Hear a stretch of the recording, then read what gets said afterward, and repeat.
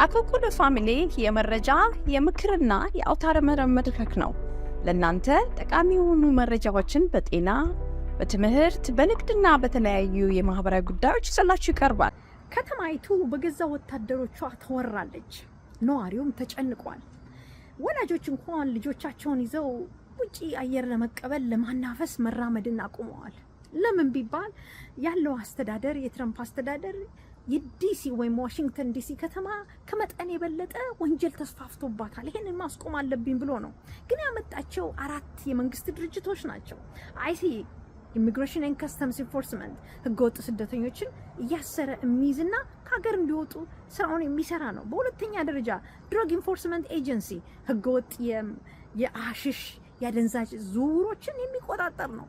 እነዚህን ለመቆጣጠር ሲል ከነዚህ ኤጀንሲዎች ጋር ይሰራል ማለት ነው። በሶስተኛ ደረጃ ኤፍቢአይ ፌደራል ቢሮ ኦፍ ኢንቨስቲጌሽን ወንጀሉ ከፍ ያለና አሳሳቢ ደረጃ የብዙሃንን ህይወት የሚጎዳ ሲሆን ኤፍቢአይ ይገባል። የአካባቢው ፖሊስ ኃይል ከአቅሙ በላይ ሲሆን ኤፍቢአይ ይገባል። በአራተኛ ደረጃ ዲፓርትመንት ኦፍ ሆምላንድ ሴኩሪቲ። እነዚህ ሁሉ ተባብረው ነው ከከተማይቱ ፖሊስ ኃይል ጋር ሆነው ከተማይቱን ሲያስሱና ሲፈትሹ የነበረው። እግረ መንገዳቸውን እስከ ዛሬው ሰዓት ድረስ 3000 ህገወጥ ስደተኞችን አስረናል ብለዋል። በዛኑ መጠን ደግሞ ቋሚ ነዋሪዎችን ሲያስጨንቁ ነበረ። ለምሳሌ ታሪካቸው የተጠቀሰው 2 ስደተኞች ናቸው። የመጀመሪያው ከደቡብ አሜሪካ የመጣው ይሄው ስደተኛ በሀገሪቱ ሲኖር ከ24 ዓመት በላይ በቲፒኤስ ቴምፖራሪ ፕሮቴክቲቭ ስታተስ በዛ ይኖር ነበረ። አሁንም ወደ ስራው አካባቢ ሲሄድ ወረሩት፣ ከበቡት፣ አሰሩት። ከጣቢያ ጣቢያ የስደተኞች ጣቢያ እያንከራተቱ አስረውት ነበር። መጨረሻ ላይ ግን ህጉ እንደማይፈቅድላቸው ካወቁ በኋላ ለቀቁት። ይሄ ለምን ሆነ? በመጀመሪያ ደረጃ እስረኞችን ሲያስሩ፣ ስደተኞችን ሲያስሩ አያጣሩም። ዋራንትለስ አሬስት ይላል። ምንም እሰሩ የተባሉት የለም።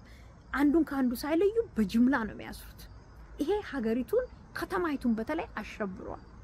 በሁለተኛ ደረጃ እንደዚሁ ስደተኛ ከደቡብ አሜሪካ ይመጣል። እዚሁ መጥቶ ሲኖር ለብዙ አመታት በህጋዊነት ሲኖር ነው። ይሄንንም ደግሞ እየኖረ ያለ ምንም የቋሚ ነዋሪ ባይሆንም ምንም እንኳን ዜጋ ባይሆንም በህጋዊ መልኩ ጉዳዩ በፍርድ ቤትና በኢሚግሬሽን እየታየ የኖረ ሰው ነው ለረጅም አመት። እሱም ታስሯል። እንዲሁ ተንከራቶ መጨረሻ ላይ ህጉ እንደማይፈቅድላቸው ሲያውቁት እሱንም ለቀቁት። ታዲያ ይሄ ከተማችንን አሸብሯል። ዜጎቻችንን አስደንግጧል። በተለይ ደግሞ የስደተኛው ማህበረሰብ በብዛት የሚኖርባትን የዋሽንግተን ዲሲን አስደንግጧል። ስለዚህ ብለው ክስ ከፍተዋል። በማዕከላዊ መንግስት ላይ የተባበሩት የዲሲ ነዋሪዎችና እንዲሁም ደግሞ የስደተኞች መብት ተሟጋቾች ሆነው አንድ ላይ ክስ ከፍተዋል። ይሄን ያደረገበት ምክንያት ስደተኞችን ከተማችን ለማስወጣት ነው። በእርግጥ ወንጀሉ ብቻ አይደለም ነው የሚሉት። ሌላው እነዚህ ስደተኞች ታስረው ተንገላተው የተለቀቁ አሉ፣ ያልተለቀቁም አሉ። እነዛ የታሰሩት በእርግጥ መታሰር ነበረባቸው? ጥያቄ የሚፈጥር ነው። እውነት እነሱ ህገወጥ ናቸው? ጥያቄ የሚፈጥር ነው። በሶስተኛ ደረጃ የተፈቱት ራሱ በድንጋጤና በፍርሃት ከቤታቸው መውጣት አልቻሉ።